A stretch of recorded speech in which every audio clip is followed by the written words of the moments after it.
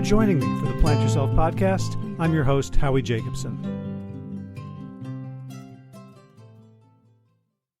In today's show, I talk with someone with whom I don't agree about a lot of things. I think if we talked about diet, we would disagree. I think if we talked about politics, judging from his embrace of philosophers like Jordan Peterson, we would not see eye to eye. But we agree on the need for humans to move like human beings. So Rafe Kelley is the founder of EvolveMovePlay.com. And he is a practitioner and advocate of natural human movement, which is to say, not in the gym, not on a treadmill, not in an exercise class indoors, but outdoors in nature, in rich sensory environments where we challenge ourselves to move in natural ways. So one of the things we looked at was like, what's wrong with the current culture of physical exercise, with gyms, treadmills, weight machines, and all that. And he points out, first of all, that the entire fitness industry is based on highly toxic, highly ineffective motivators, basically shame at our out-of-shape bodies and these abstract ideas of health. And he says, like, these forms of movement aren't actually good for us. They're just sort of repetitive strain waiting to happen. But still, the emphasis is on looking sexy and fit or avoiding disease. And these are terrible motivators. But what if we reconnected with joyful movement? You know, the kind that we get punished for doing when we're in school. You know, sit still, pay attention, Howie. Okay, right. So we can take steps to reclaim our natural heritage of play. And it doesn't have to be the sort of extreme stuff that Rafe does, you know, climbing trees, jumping over logs, free diving, but any way that we test our edges and our limits and we seek frustration and discomfort in the service of growth and joy and deeply belonging to our ecosystem and our planet. And that's kind of why, with all of our disagreements, there's a fundamental meeting of minds around this idea that we are part of something larger. And we can't just be part of something larger with our minds, intellectually, conceptually. We have to do it on the earth, with our bodies, in relation to nature. So I hope you enjoy this conversation, which is another way of defining what it means to plant yourself. So without further ado, Rafe Kelley, welcome to the Plant Yourself podcast. Good to be here. Thanks for having me. Yeah, I have been fascinated by your website, by your work. I'm partly interested in all the things that we disagree about, but I think I'd rather focus on where we can, you know, find commonalities, at least of understanding. And you are all about sort of how the human being was meant to move. So let's start. You know, you have a sort of a great sort of backstory, right, of how you got into this. It seemed like you were struggling as a child. You talk a little bit about who you were and what happened. Yeah. So my father actually also has ADHD and dyslexia, and I also had that. And so I had a very privileged upbringing in certain ways, and a very underprivileged upbringing in other ways. My family homesteaded in the Skagit Valley in 1920, and my great-grandfather started the shake mill. It was kind of the central economic hub in that area. And where is that? Skagit County is it's the second most northwestern county in the continental U.S., right, in the 50 states. What state is that? Washington State. So yeah. So back in 1920, and then my dad was raised on that land, and he really struggled in school, and then he kind of turned the land from a cattle ranch to I guess a hippie hub, right? He's a world famous natural builder, and has built these crazy houses. So he built all these amazing houses, and he planted like. Are you talking Sunray Kelley? Yeah. Holy shit! I had no idea. Yeah. There you go. Okay. Okay. My brain just totally did a backflip. Yeah, yeah. So that's my dad. So I was son raised son, right? And so when I got to school and I was not, I was having a lot of struggles with school. That was hard for my dad to see because he'd gone through it, and he was very interested in sort of getting away from the system as it was and wanting to live a lifestyle that was back to the land and didn't, he wanted to throw off the shackles of contemporary Western culture. So there's a big struggle between him and my mom about whether I should even continue in school. He wanted to take me out of school completely. And that I think it was hard for him emotionally to watch me go through the same struggles that he'd had. So I was fighting a lot in school. I was, getting in a lot of trouble. And, my dad kind of separated from me emotionally, kind of couldn't handle it. So he became very neglectful. And then when I was 8 years old, I was lucky enough to have a mentor who came into my life and started babysitting me a lot first. His name was Gopal. And then my mom, after third grade, my mom had petitioned to get me moved to the next grade every year since first grade, second grade, and then third grade. They said, no, he's going to have to be held back. But my mom could see that even though I tested as if I had not made any progress, I was actually like occasionally reading novels at home, and she knew I was bright, but she just it wasn't showing up on the tests. So they decided to homeschool me, and eventually Gopal ended up essentially taking over my education and homeschooling me most of the time.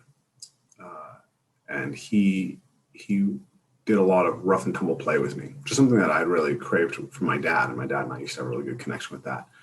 But my dad wasn't very available for it. And so Gopal gave that to me. And that was really, really valuable and really healing for me. And then we only did 2 hours of schoolwork a day, and that was enough for me. And then I spent the rest of the time sort of wandering around in the woods. And so I built a lot of forts and jumped and climbed. And I had older cousins who were all mountain bikers and their friends who built really amazing mountain biking areas. And I used to run and jump and climb through those areas as well.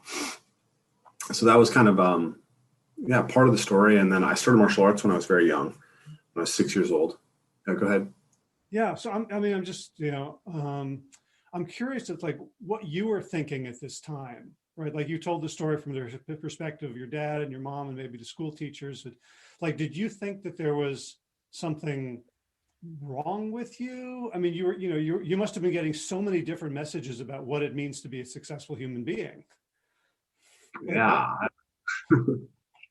I mean, it was just, I lived in a strange little world because I spent a lot of time in the alternative hippie culture, right? So like, I think it was second grade, I believe. We just left and went on a giant bus tour of the Southwest. And we went down to protest. There was a nuclear tester happening at a reservation in Nevada.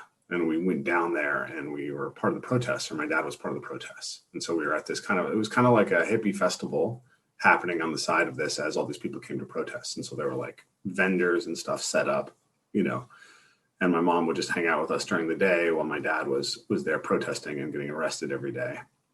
Getting put in a pen and covering himself in mud so the police wouldn't want to speak to him, and climbing out of the pen and climbing from the men's pen into the women's pen and driving the cops crazy. So my dad, I guess was, the message from him was pretty clear that like he didn't perceive the school system as being an important thing to be prioritized, whereas my mom was, much more like, you have to go through the standard and become competent. And I think I had a sense that I was very bright, and I was told that by lots of people from a young age, that I was very perceptive. And, my mom tells stories about me like, running ahead on hikes when I was little, and she'd find me just chatting with some random person talking about the nature of God, just weird stuff. And so I had a perception that I had like exceptional intellectual abilities. And at the same time I was being told, and I was frustrated and having really bad experiences at school. I remember in first grade, we had a math book, and I read ahead in the math book, and I believe I like comprehended multiplication and division. And I ran up into my parents' bedroom and I was like, hey, I can do this. And then I remember going back to school and having to do rote memorization. And I said, 3 plus 2 equals 5, 3 plus 2 equals 5, over and over again. And I remember it was like a black curtain would come down in the middle in my mind. Like I would become very frustrated, and it was like I just couldn't see it anymore. It was like the neurons that allowed 3 plus 2 to equal 5 just disappeared. And that was very frustrating. And I was very angry. Well, it sounds like that even then, like a big piece of the puzzle for you was something around freedom, right? Like the freedom to explore on your own. I don't know where you were in your house when you were, reading the math book, but like I can just imagine you sitting in a chair at a desk for 6 or 7 out of the 8 hours a day of school, and that just shutting you down. Yeah. I mean, there was something about the way that the information was being given to us that was really not working for me, right? But I was also very curious. I was very hungry for information. I loved to learn things, And so I remember, I think it was in third grade. They had these really remedial books that were very boring, and I just wasn't motivated. I think that if you want to get inside my psychology a little bit, I think one of the things that's relatively unique about me is that I have high intrinsic motivation and a very poor response to extrinsic motivators. So I don't care that much what carrot people dangle in front of me. And so when I was I think in third grade, there was a pumpkin carving contest, right? And, we were supposed to make the scariest pumpkin. And I just murdered this pumpkin because I was angry. Like I didn't try to do anything. I wasn't trying to win. I was just hacking at this pumpkin and just carving it into this terrible, horrific shape because it was a way to express how angry I was. And then my pumpkin won. And I was shocked because I hadn't been trying to do the task at all, right? And it didn't really, it was like, I didn't care about gold stars. I didn't care about anything that the schooling system wanted me to do. But like I was intensely interested at that time in tropical rainforests and the animals that lived there. So my mom bought me a book that was like a 6th grade level book about the tropical rainforest. And so when there was reading time, if she brought that book there, I would read. But if I had to read See Spot Run, I just wouldn't. And not only would I not do it, I would be intensely angry that I was being asked to do it.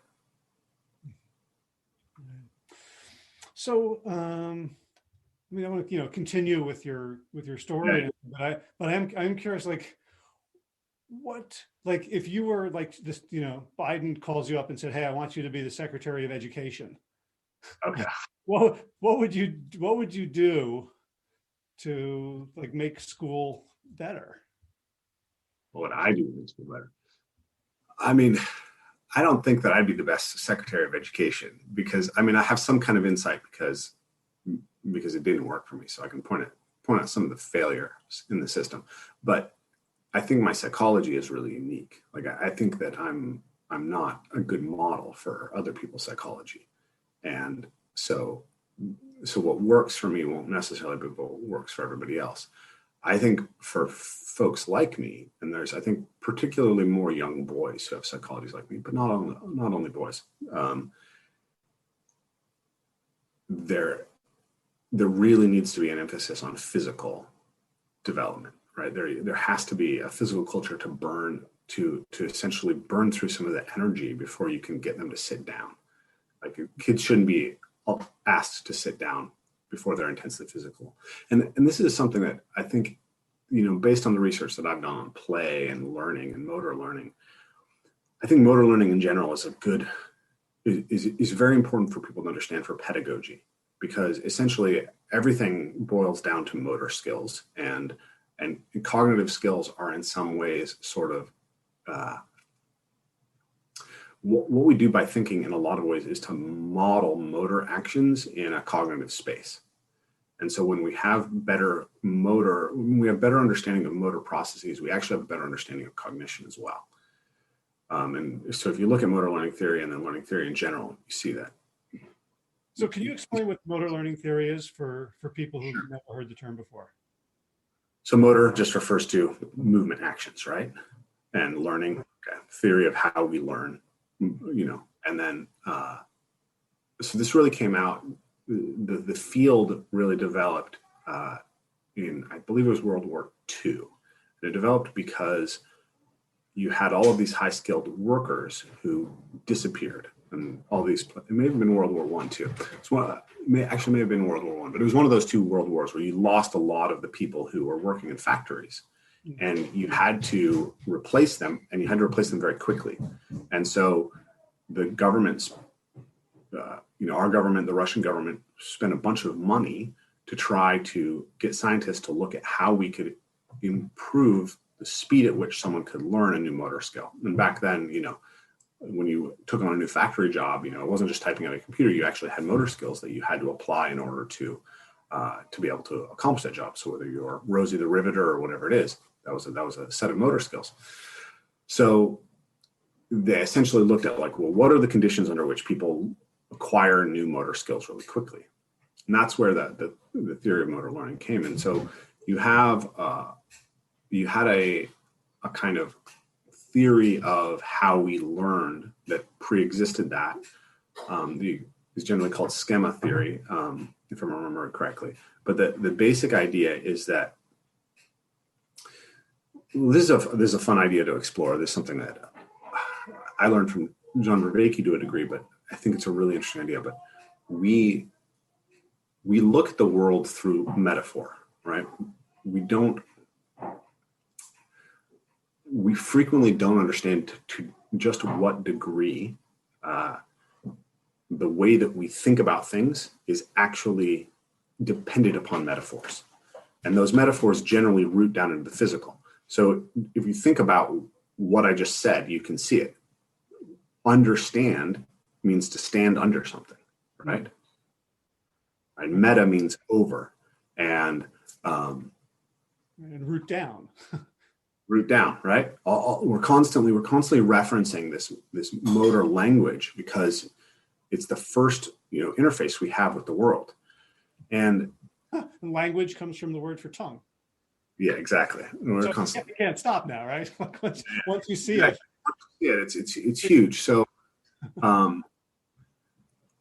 where was it going with that? So I got a little lost there. We're talking about motor learning.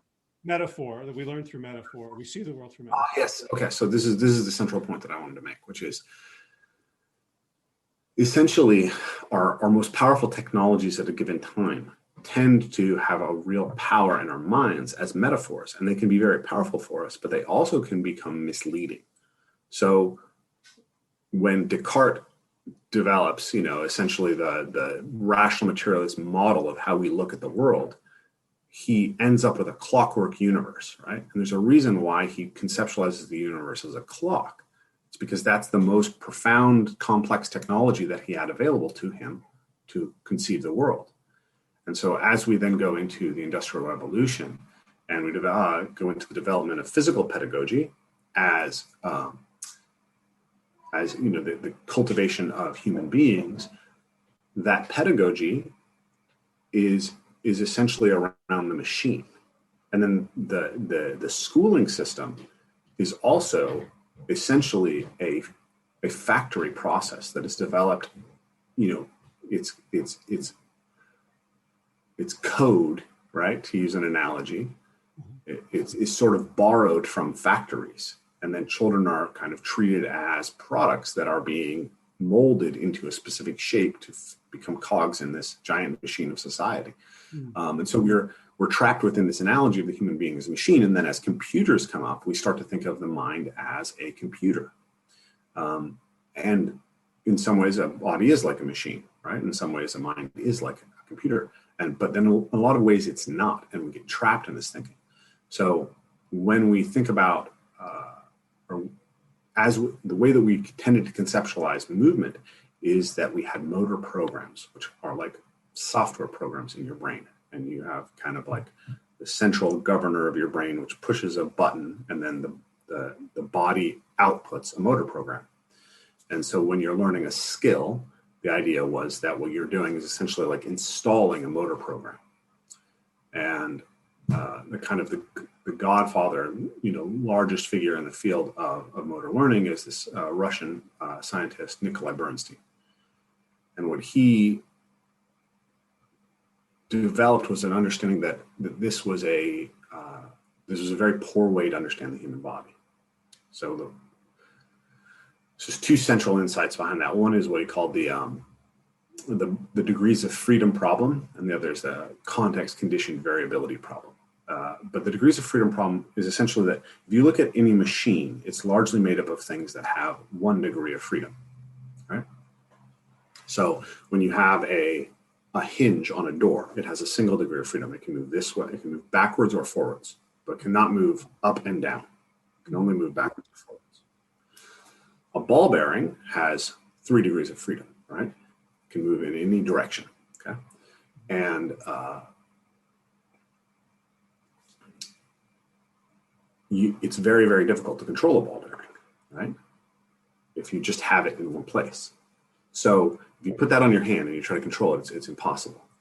Well, your body is made up of things that have many, many degrees of freedom. Everything in your body has many, many degrees of freedom. If you think about what a bone and a muscle is, right? A bone is this stiff element, though it actually has flex in it. It's not completely stiff. And it's connected to these jellied ropes, right? So imagine taking like a broomstick and having a soft attachment, because the joints are not hard attachments, they're soft attachments, that attaches it to your stomach. And then you have a series of rubber bands. And you have to control that broomstick with those rubber bands. Right? You can imagine how difficult it would be to create a strong control. So you cannot have a central control mechanism that controls that. You have to have feedback loops, right? So you have to have intelligence at the local level. And so that's what you have. You have Golgi tendon apparatus, and you have stretch receptors, and you have all these things that are constantly feeding information. And then you have layers of control, so that when your foot hits the ground and you walk, you have reflexive control factors that are happening in the local muscles, basically, and the tissues. And then they just goes up to the joint level of control and the spinal level of control, and then the cognitive level of control. It's almost like you're saying that the, whatever we want to call it, the mind is not just in the head, it's distributed through the entire body. Yes, that is one thing that comes out of this line of research for sure. And so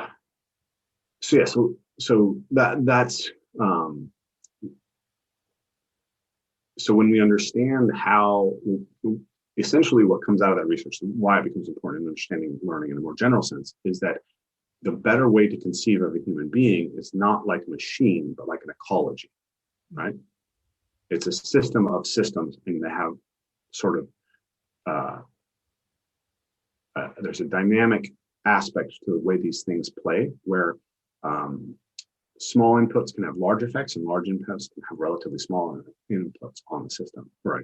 And the system self-organizes, right?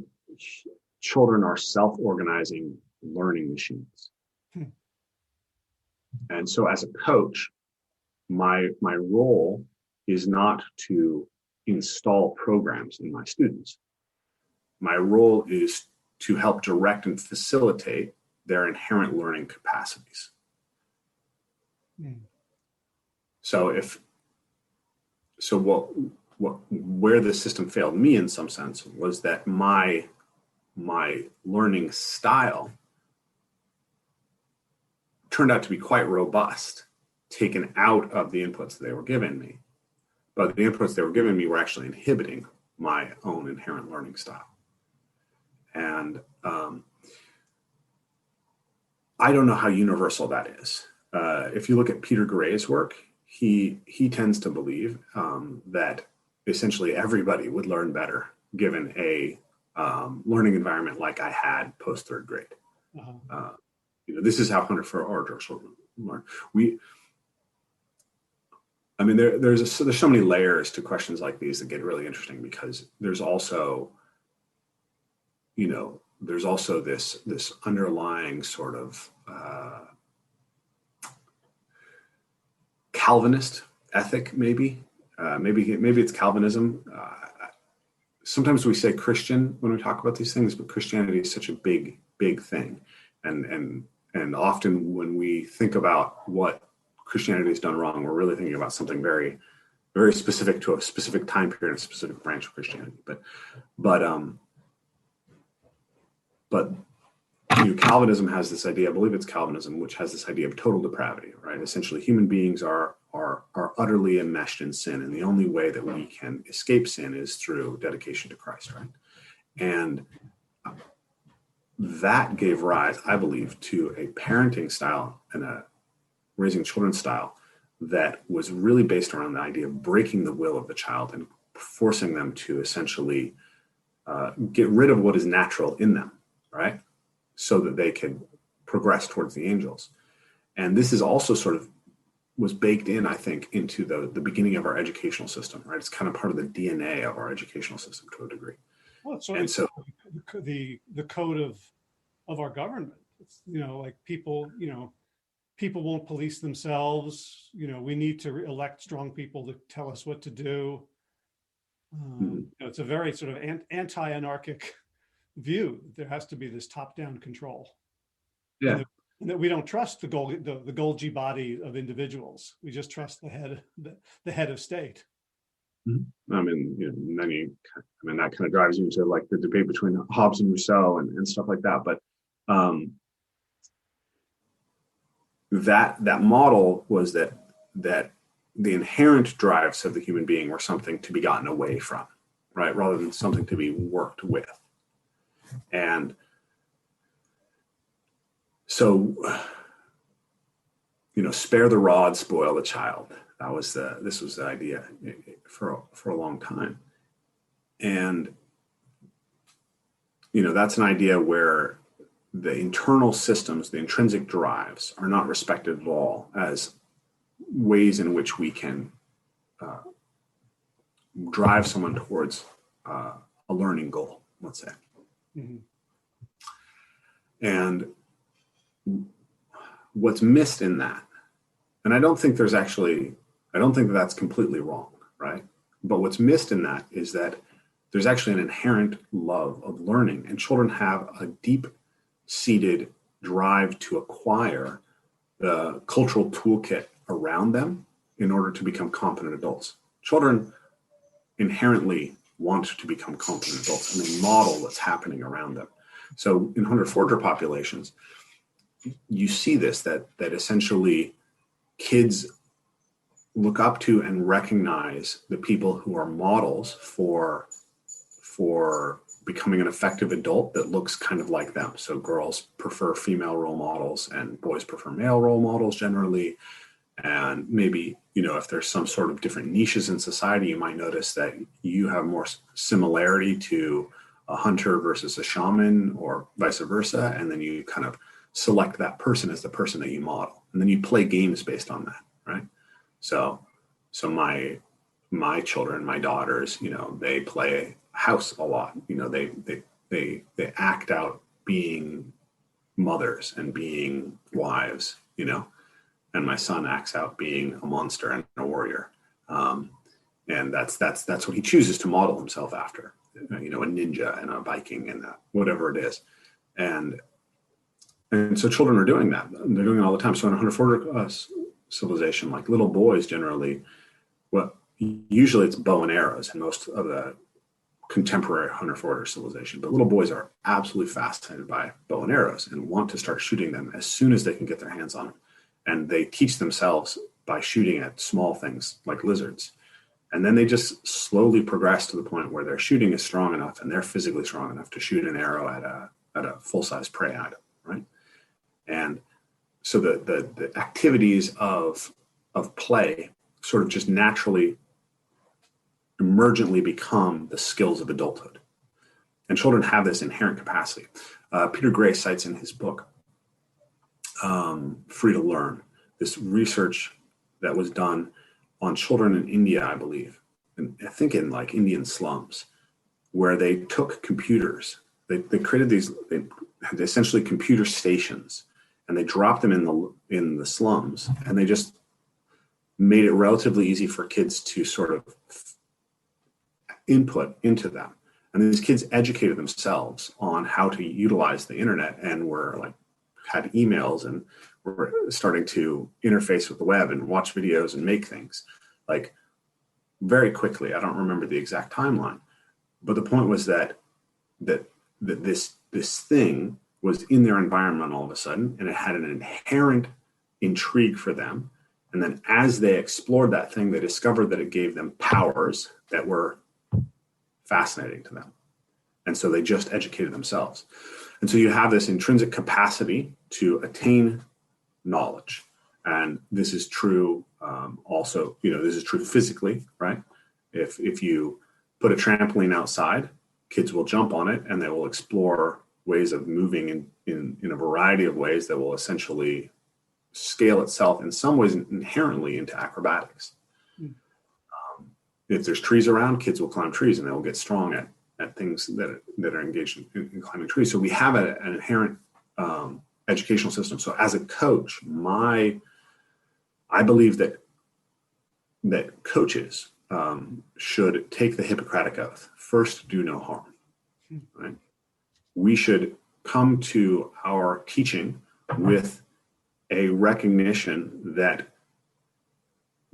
the student has an inherent intelligence and capacity for self-organization that allows them to accomplish essentially whatever we would help them accomplish on their own, right?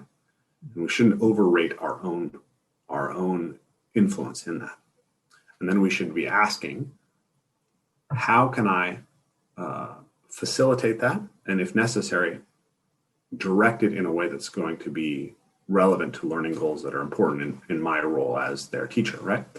And I think that the same would be true of working in the schooling system, right? It should be rooted in a understanding that the child has an inherent drive to educate themselves, and that a lot of what we attribute to the schooling system is actually something that the kids would probably accomplish on their own without school.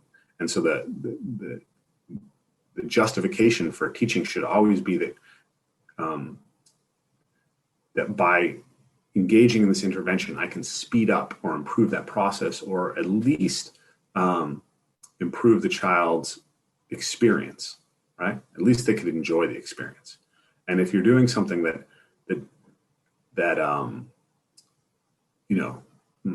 you should be very careful and aware that actually you can injure the child's inherent self-organization and educational drive through applying the wrong intervention. Yeah, that's so cool, because I'm a coach around people's health and behaviors, and what occurs to me as you speak is like the main thing I'm doing is curating signal and noise for them. And of course, there's a difference between a child who has not been sullied by a school system that has told them, no, don't be interested in this, be interested in that, no, don't move around, sit, no, you've got to learn this, and I'm not going to tell you why, just because, and an adult who's trying to unlearn a whole bunch of behaviors. But just that idea that like what I'm there to do, based on my experience and having worked with lots of people, is that there's noise and there's signal, and so I can help you sort of more efficiently and more fully embody who you're going to become by helping you deal with feedback more appropriately. Yeah, I think that's a really beautiful insight. I'm reading this book right now, The Secret of Our Success by Joe Heinrich, and it's essentially a book about how cultural evolution is sort of the largest driver of human success. That it's not that humans don't actually stand out from other apes as being massively smarter. that the size of our brains isn't really to allow us to have just pure processing power or extraordinary problem solving ability that other apes don't have. It's more that it allows us to store cultural information, and it's through the process of of enculturation that we acquire skills that are so far beyond any other animal. And one of the things he was talking about there is that human children are far more attuned to the attention that adults pay to things than other animals are, right? So essentially, one way to think about it is that there's a lot more complexity that a human child is sort of exposed to. There's more potential for noise in the system than there is for an ape or a wolf,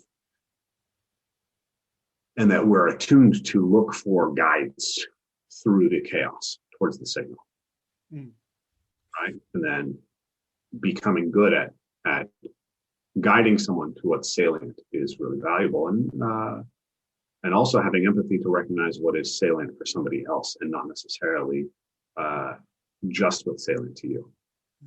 Well, as you say that, that's kind of terrifying in a world that we live in now where so many people are addicted to screens, right? And little kids are looking at what the adults are looking at. Mm-hmm. Yeah, absolutely. I mean, I'm battling with that myself in my own life, right? I'm overly addicted to my screen, and my kids are modeling that behavior. Because of the pandemic, we've had to go to an online schooling system. So we wouldn't have given them devices at this stage of their life, except that it's the only way for them to access school. So they have their iPads now, and they get to watch like TV shows and play video games as part of their education.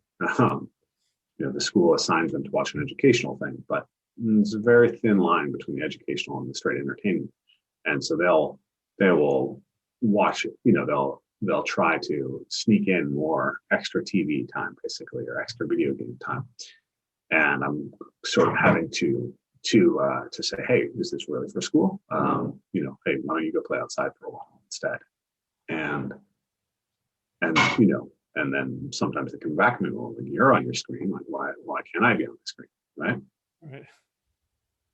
And so yeah, they're observing that the adults around them interface with their screens a lot of the time, and that this is rewarding for them in some way, because we know that a lot of the technologies that we interface with are essentially designed to manipulate our dopamine system to make them addictive.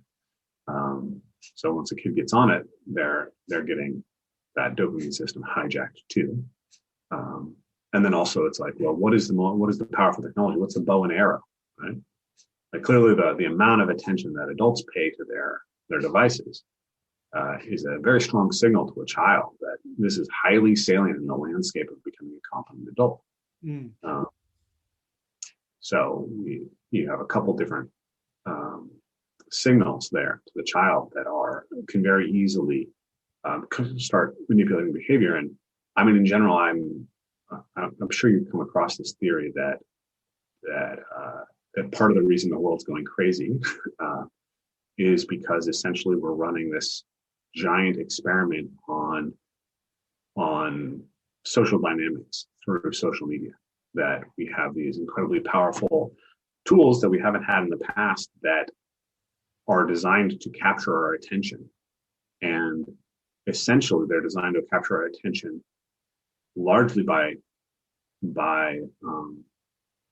manipulating negative emotion, because negative emotion tends to be more powerful, right? So if you want someone to pay attention to something, they will usually pay more attention if it triggers a negative emotion. Yeah, you can get someone to hate you in a second. It might take years to get them to love you. Right? You can break trust in a second. It takes a long time to build trust. So the negative emotions have a much quicker feedback loop. Mhm. And there's something inherently satisfying or uh, engaging, right, about the experience of righteous anger. And so we have essentially thrown gasoline onto political polarization through social media.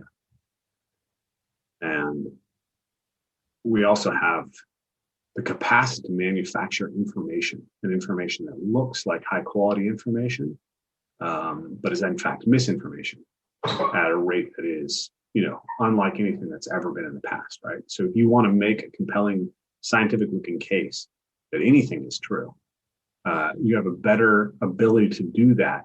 And people who want to mislead have a better set of tools to sort of make something look authoritative than has ever existed in the past. Uh, and yeah, I think we have a deeply poisoned information ecology.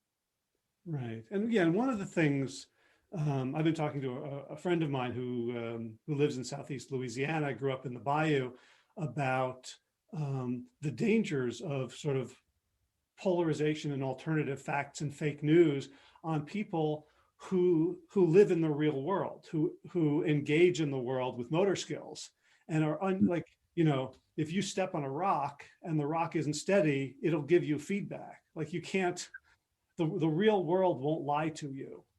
And so, one of the reasons I wanted to talk to you is that you're this, a guide and a teacher of bringing our bodies back into contact with the real world. And, I could see it sort of an antidote for that, but also like, a path back to humanity. Because, there's so many layers between us and our environment, which I think, based on any sort of thing I understand about systems theory, is like if we aren't in contact with our ecosystem, then we're false somehow. We're corrupted. So I interrupted you when you were about to talk about martial arts. So maybe we should, I'd love to get back to your journey of physicality and what we can learn from it and what you want to tell the world and share. Yeah. At some point, I remember thinking, I'm bringing human back, right? That song by Justin Timberlake, I'm bringing sexy back, right? I'm bringing human back. That's the idea. And so, my tagline is like, move like a human being, right? Move like a human. And that can be confusing for people because the idea is like, well, duh, I'm always moving like a human being. I am a human, right? Everything that I do is moving like a human. But you can use a knife as a screwdriver, but it doesn't work very well for the knife, right? It's not sustainable over time. The knife isn't a very effective screwdriver, and it tends to break the knife. And in the same sense, I believe that a human being has a niche. It has a history of what it's adapted to evolutionarily, and that the things that, unlike a knife or a screwdriver, we respond to the work that we're put under, right? And we grow through it. So for us, physical work is a nourishment. And the physical work that we evolved with is what our body adapted to being nourished by. And when we miss out on that, I believe it's the same as when we miss out on critical chemical nutrients. In fact, I think that chemical nutrition and physical nutrition are much more similar than people realize. And here I'm very influenced by Katie Bowman's work.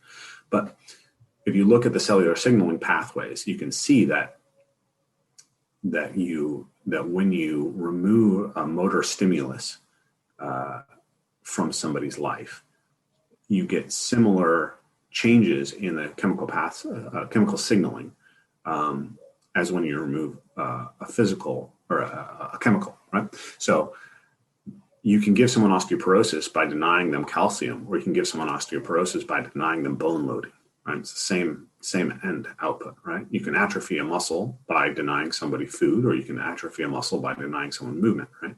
If you cast someone's legs for 6 weeks, right, their legs look like someone who just got out of a concentration camp. these things happen the same way. And I think we don't recognize to what degree the ill health that we are experiencing physically, but not just physically, is due to essentially a mismatch between the motor nutrition, movement nutrition that we are evolved for, and the movement nutrition that we experience. But I think that it's deeper than that. I think that we go back to the idea at the beginning that our cognition is actually rooted in physical and motor skills, that we can't actually fully develop ourselves as cognitive and emotional agents without interfacing through the body. And that when we don't have a good relationship with the body, when we don't have a fully embodied set of skills, we're actually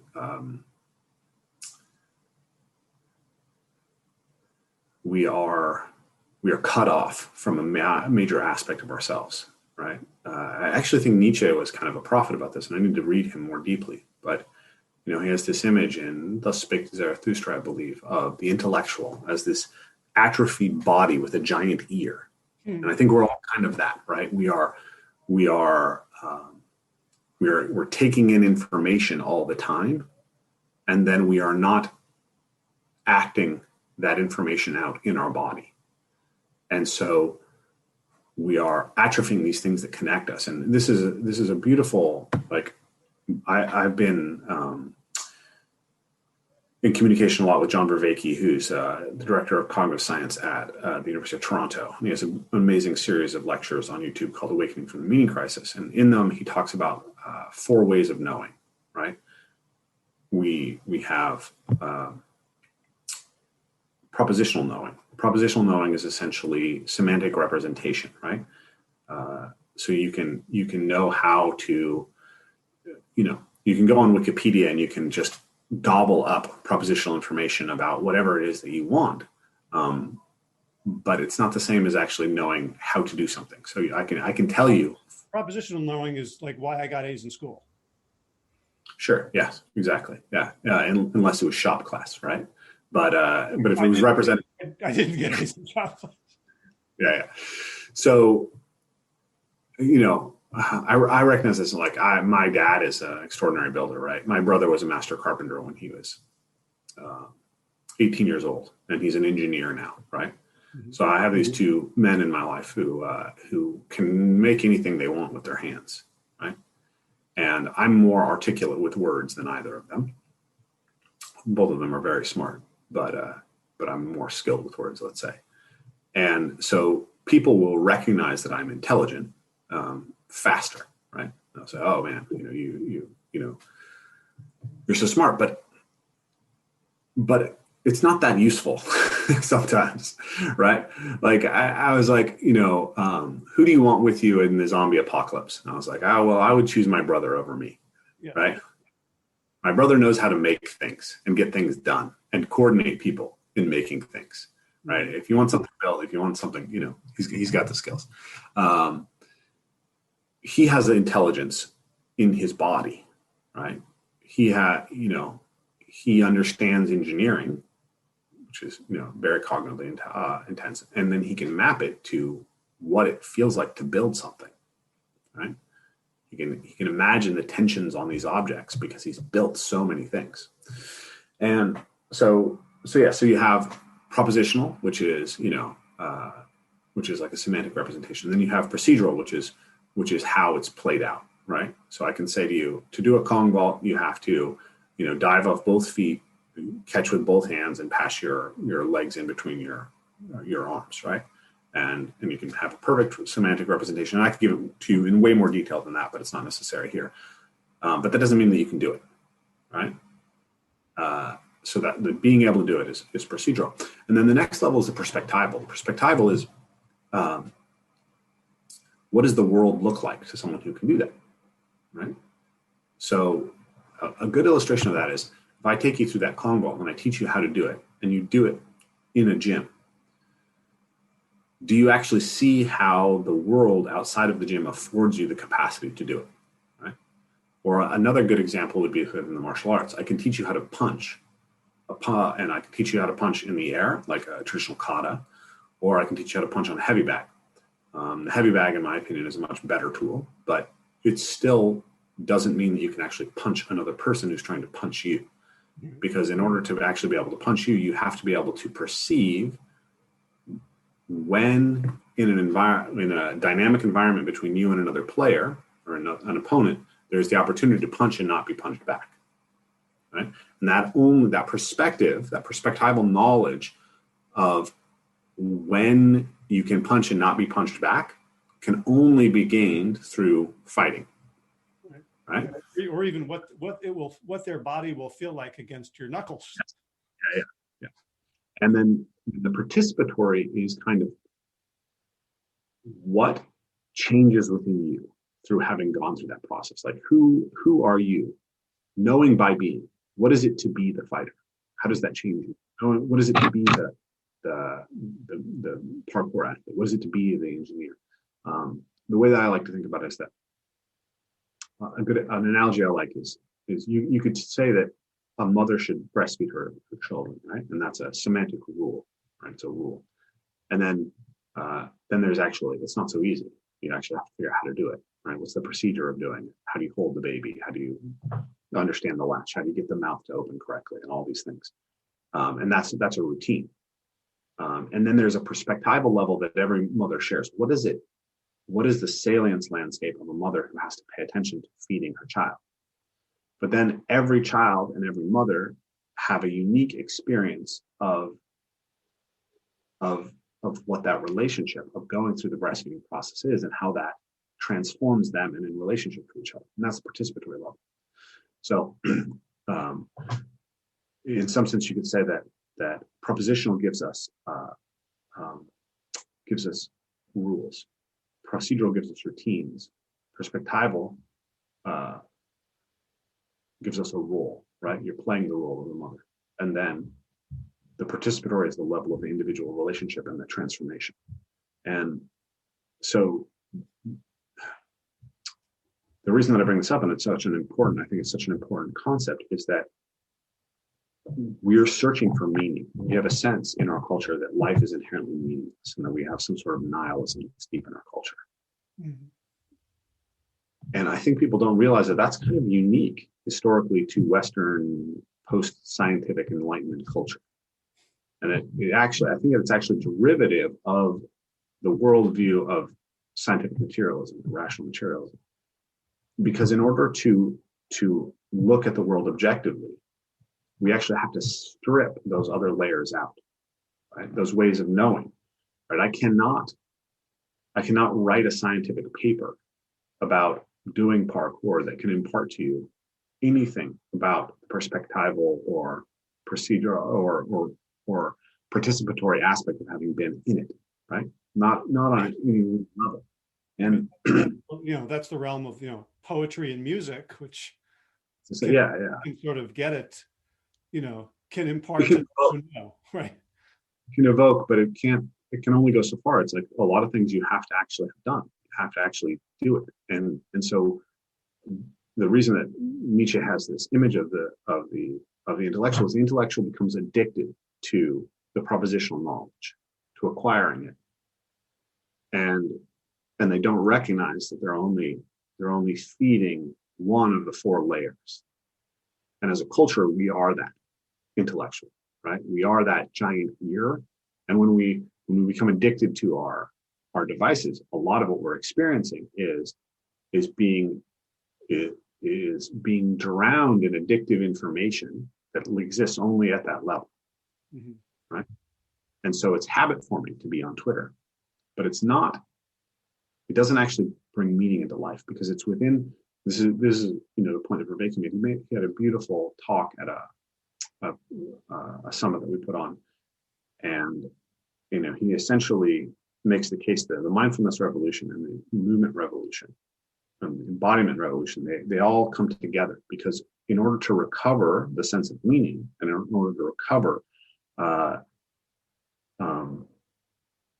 in order to recover our humanity in some sense, we have to remember these lost ways of knowing. We have to remember the procedural, perspectival, and participatory. We have to rebuild selves that are fully fleshed out on all of these levels.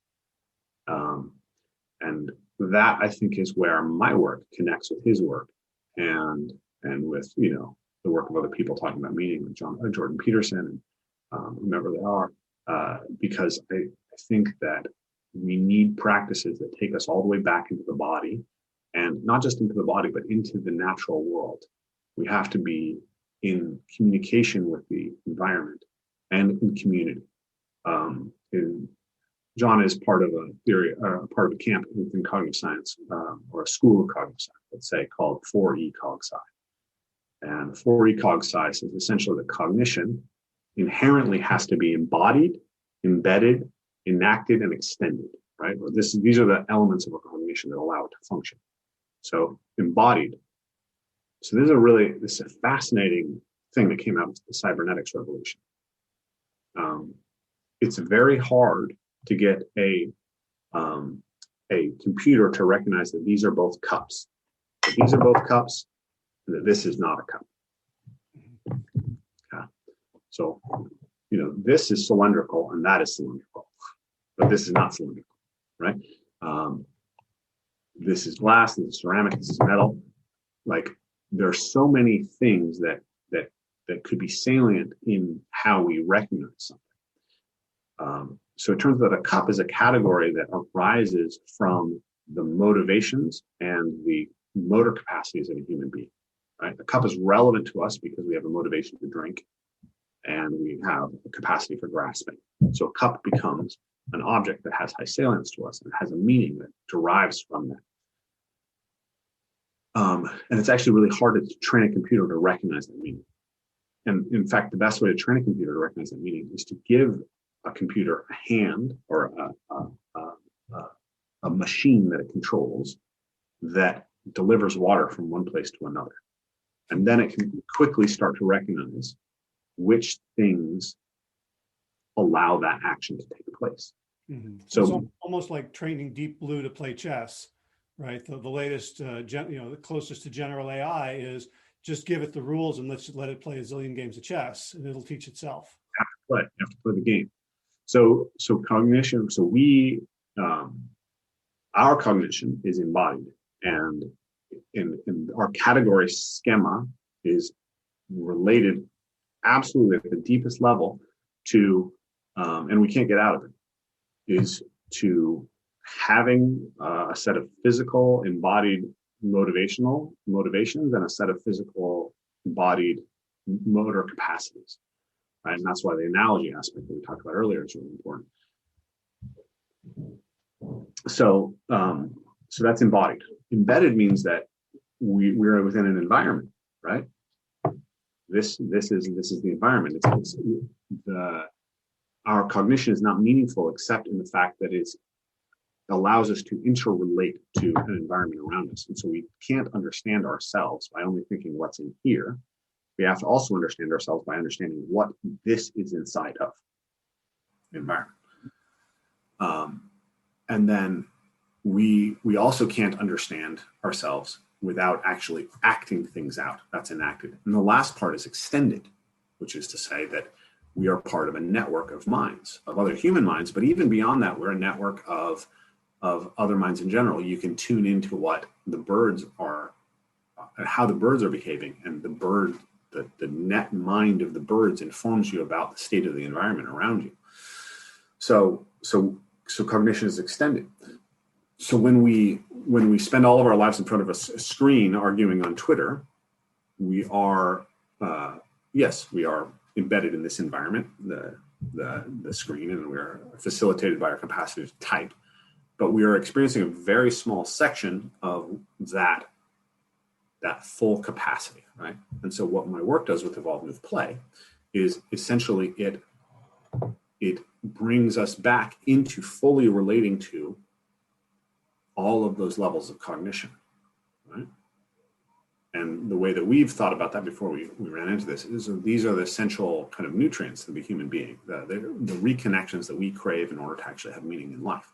We have to reconnect to our bodies, right? We have to move away from being intellectual and thus like Zarathustra, and we have to reconnect with the natural world and just the world in general.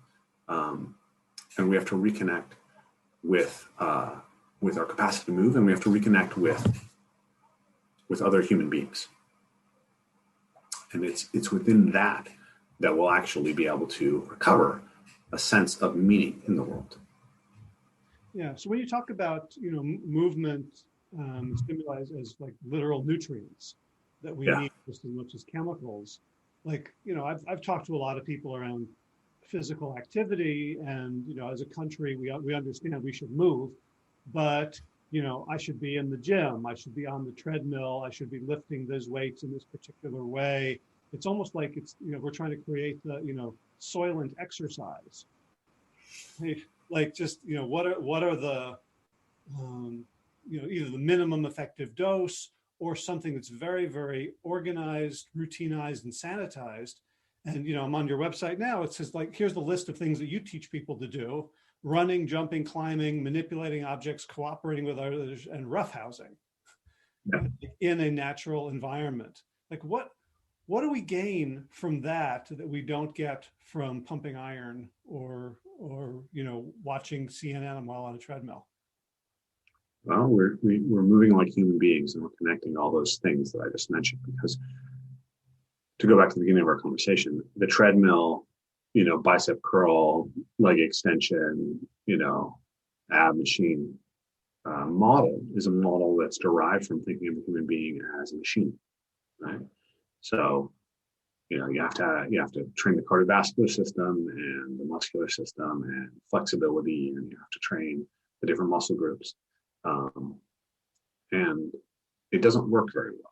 And it doesn't work very well on a number of different levels. It doesn't work very, very particularly well in actually producing people who are athletic or fit. This is something that, has been recognized for quite some time, is that strength that's built in the gym often has lower transfer and sort of is less robust than strength that's built through more traditional activities. In the team sport world, people have spoken for a long time about the idea of farm boy strong versus gym strong. So if you test an athlete at the combine and he jumps higher and pushes more weight around and runs faster than everybody else, that doesn't necessarily mean that he's going to be effective on the field. There's all these workout warriors who came in and performed super well and then blew up and were not effective. But what a lot of scouts seem to have felt over the years is that if someone performs well at those tasks, not because they've trained for them specifically, but because they develop that strength through other aspects of their life, then they'll transfer it better to the field. So, and I can explain why I believe that's true. So that's one aspect of it. But the other aspect of it that's more important to most people is that it doesn't work because people won't do it, because it's miserable and absolutely a dreadful experience, because a human being isn't a machine and we don't enjoy being treated like machines. So most people's experience of running on a treadmill is that it's terrible and drudgerous, and the only way that they get through it is by watching CNN, which it's not such a good thing for you.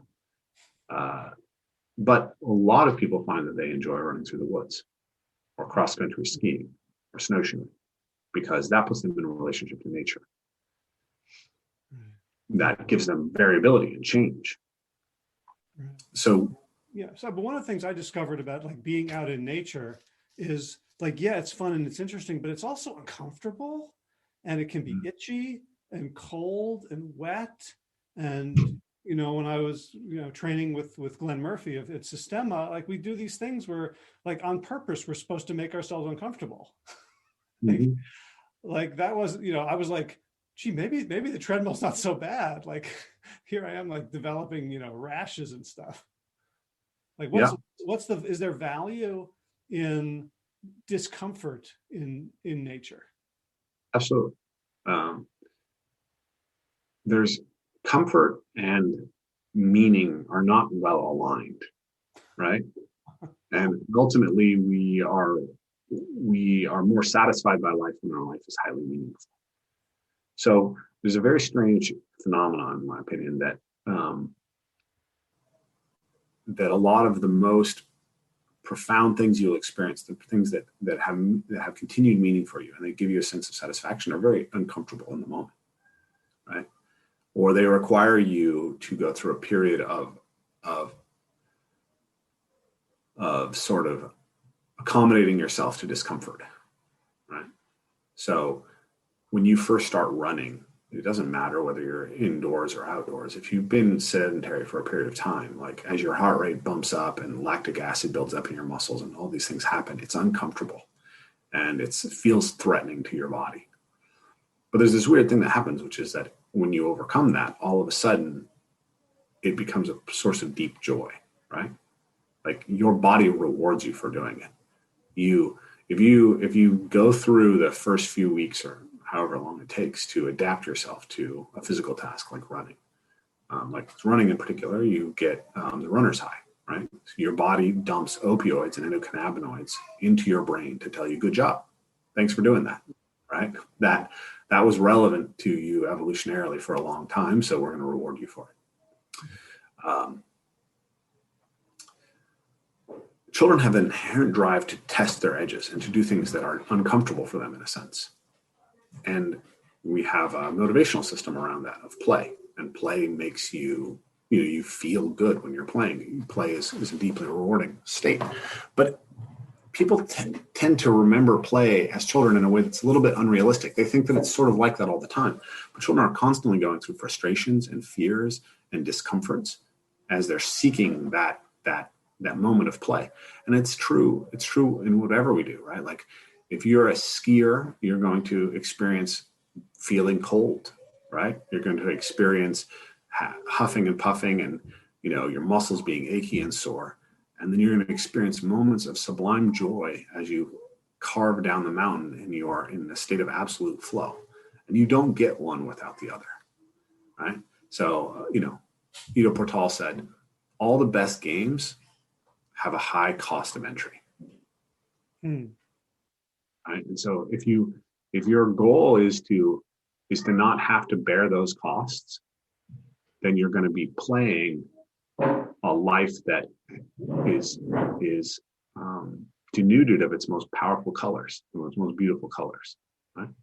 It's sort of like saying, like, is it worth the discomfort of engaging in physical practice?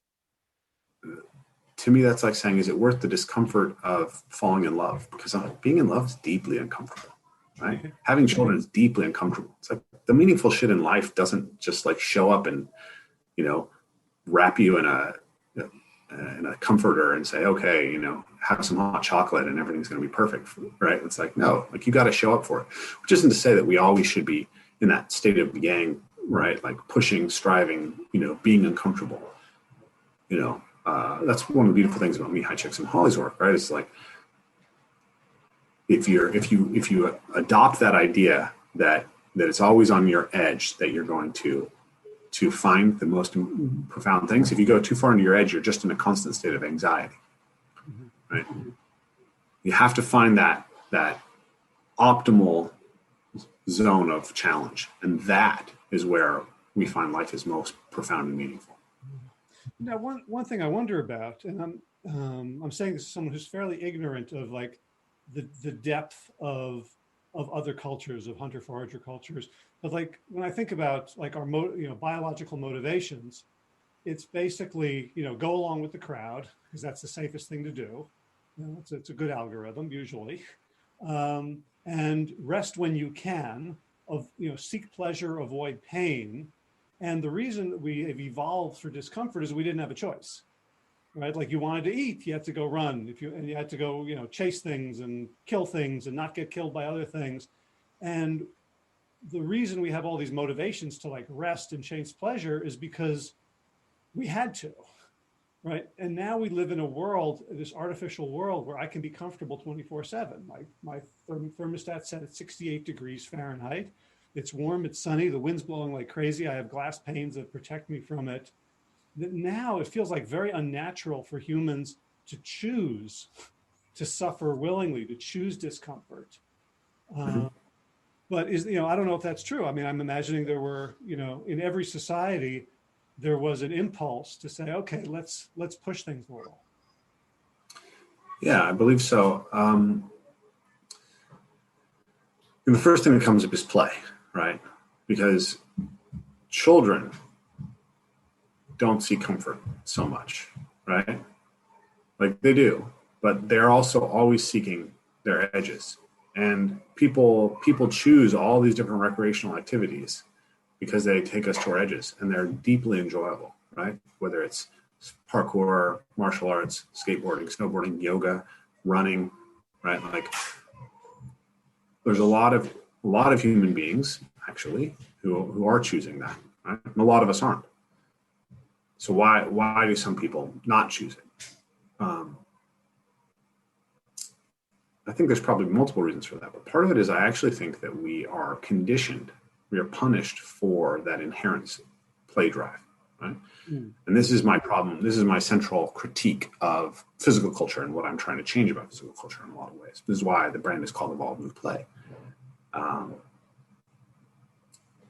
We try to motivate people to engage in exercise by shaming them about their body, right? Mm-hmm. Or by motivating them through this sort of abstract idea of health. And it turns out that neither of these are particularly effective motivators. And they can actually be quite pernicious, right? The training for the body beautiful seems to set many people up for body image disorders, right? And I'm not saying there's no utility to aesthetics or that beauty isn't something worth pursuing, but I'm saying that we've made that central to our physical culture in a way that seems to be psychologically damaging to many people, and is failing to actually deliver the benefits of exercise to 90% of the population, right? So that's not working. But what we know works, at least in some populations, or what seems to work the best in almost every population that I've looked at, is play. And if we think about hunter-forager populations, we think about animals, they do exercise when sufficiently rested and sufficiently well-fed, they engage in play. And the more intelligent and more social an animal is, the more it is intrinsically driven to play. So when hunter-foragers have been well-fed and they are rested, they play, they dance, they wrestle, they climb trees, they set up games. Right? There's tons of beautiful games that are found culturally, just crazy variations of games all over. And often there's an element of religion as well, right? Where people are viewing this as a form of worship, but it's also playful. So it's not so simple as this idea that we don't exercise just because we're inherently lazy, right? That's maybe part of the truth. We have a capacity to be inherently lazy, but we also have deep drives for play and for self-transcendence and growth and for challenging ourselves. And the thing is that we put children in a chair and we sit them down for 8 hours a day. And when they engage in play, we punish them for being physically active. And so we are deconditioning them from engaging in the very motivational pathway that is I believe it's the most stable way to get people to engage in exercise. But more than that, it's also the most educational and most nourishing of the overarching human being, right? So if we want to understand why people don't exercise, we have to understand that we are using the wrong motivations, and we are inherently we are systematically inhibiting the motivational system that actually gets people moving. So can we close this by having you talk directly to my audience, who are I'll give you a segment of them that I really want to hear this, which is people who have not been that active. They're not, they want to be in better health. That's why they're here. That's why they're listening to us. They might be doing some walking or a little bit of weight training, but basically, like, they've just had it with the pandemic. They're struggling, and the thought of adding more challenge to their life just feels horrible. and yet they want to feel better, they want to be healthy, they want to have a better mood. Like, what are the steps? And obviously, I'd love for you to tell people like where they can go and download your free 15-day course and all that. But just sort of generally, like, talk to those people who think that what you're talking about, parkour, roughhousing, running in nature, climbing trees, juggling, all that stuff is so far out of reach. You might as well be talking a different language. Yeah. So first, I would ask them to try to remember the joy that they had in physical play as a child, and to recognize that they didn't grow out of it. That's not just a stage in your life that is left behind, but it's something that our culture in many ways has killed for them, and that they can recover it. And that there's lots of people like myself who are, almost 40 years old or older, who are engaging with it and finding it incredibly meaningful. And it doesn't have to look like jumping from one tree branch to another 30 feet off the ground, or, doing any of these things that look so scary and intimidating, right? We do those things because they're very joyful and they're very powerful, and they tend to attract a lot of attention, which makes it easy to get an opportunity to speak like this. But the truth is that most people who hear this never need to try a lot of the things that I do. But they can still have movement journeys that are incredibly meaningful to them, and that can change their lives in many, many positive ways. What they need to do in order to get that is they have to start recognizing what actually brings them joy that's physical. If what you ask yourself to do in the physical realm is always associated with drudgery or punishment or, negative self-image, it's going to be very hard to sustain it over time. And even if you can sustain it over time, it won't necessarily improve your life. You can be abusing yourself. You can be breaking yourself down through motivating something like this through self-hatred. So treat yourself like somebody that you care deeply about, and say, what is the physical movement that would bring me into a state of play or a state of joy or a state of engagement with the environment that would be rewarding for me? And for a lot of people, the best place to start is a walk, right? Just a walk in nature. And then start to pay attention to the natural world. Start to tune into it. I think bird languages is a really beautiful thing to study and to start bringing us into connection with the natural world. And then, find a way to engage with other people, maybe physically, that is really engaging for you. So it can be ballroom dance. It can be Zumba. People in the fitness community love to hate on Zumba, but it makes people happy. And that's freaking great, right? And it's not a complete movement nutrient from like making sure all your tissues are great, but if it gets you started feeling really happy about moving, start there, right? You have to, I believe that the cornerstone, the thing that you need to build off of in your physical practice, has to be something that brings you into a state of love in how you engage with it.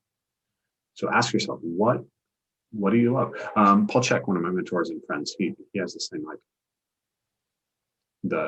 your training, your programming, the way that you think about your life, it has to be rooted around this question: what is the one thing that you love enough to create change?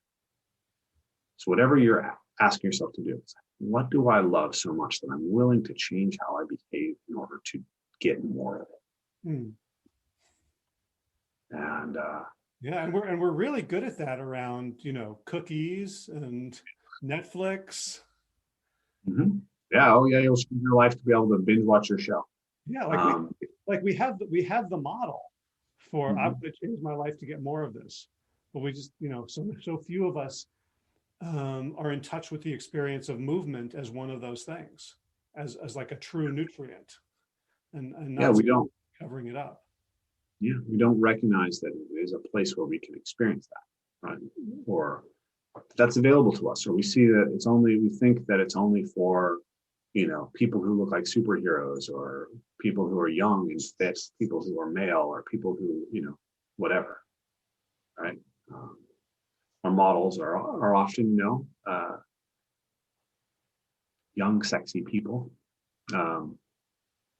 our models for the kind of more intense physical practices I like to do are mostly male too.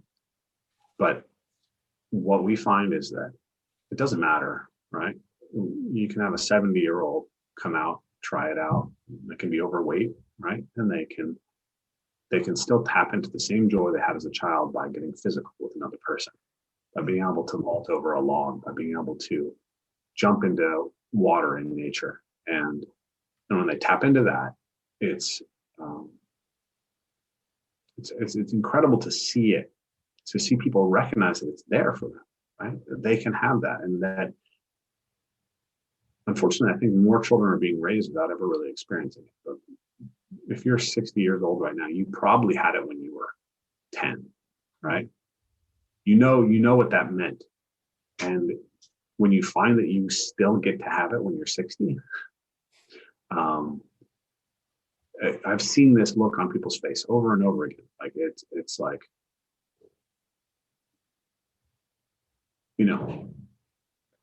I guess it's coming home again in a way, right? It's coming home again to something really profound and really, really rewarding that you somehow forgot that you had access to. And I'm just trying to remind people that it's still there, and you can't get it, no matter who you are. And you'll like it when you do. Beautiful. Can we take us out by telling us how people can find you and follow and learn from you? Yeah. So my website's evolvemoveplay.com, and then you can find evolvemoveplay, all one word, .com. Okay. Yeah. And we have a 30-day foundation program to get people started moving. It includes mindfulness and movement lifestyle and basic physical practices that you can do. And when you buy into it, you get access to our online academy. You get access to all the forums. We have a really dedicated community of practitioners, all posting regularly, talking and supporting each other. We have weekly calls where we touch in with students and have discussions about all these things that we're talking about today. And you can find that. I think actually the easiest place to find it right now, I need to kind of revamp my website a little bit. The easiest place to find it right now is via my Instagram, which is Rafe Kelley at Instagram. And you just click the special offer right now. We have a special offer up. But yeah, it should be on the website. We'll get the website fixed up and get the offer clear in the next couple of weeks. And you can always email me at rafe@evolvemoveplay.com if you have questions or want to get involved. Okay, that's Rafe. Yeah, Kelley. Kelley, but Rafe@evolvemoveplay.com is good. And then, a lot of great content on our YouTube. We have our own podcast. You can check that out as well. Amazing conversations with some pretty profound people. So give it a try. And I'll put links to that in the show notes so people can find all that stuff.